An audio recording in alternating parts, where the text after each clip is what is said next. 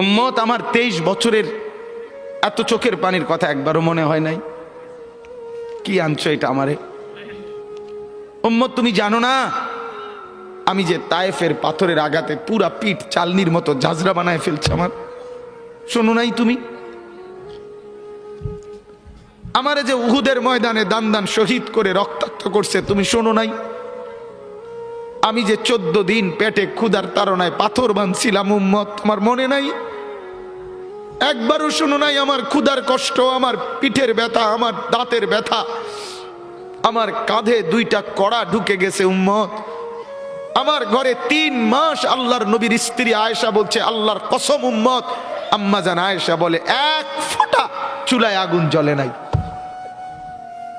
মা আওকাদাত ফি আবিয়াতে রাসূলিল্লাহ নারুন, নবীর একজন বিবির ঘরেও আগুন জ্বলে নাই।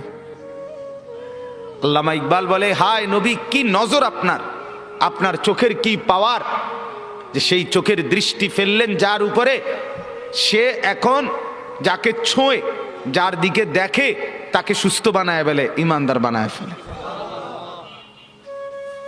এজন্য বাপ, এটা ফিকির দরকার, বোঝা দরকার।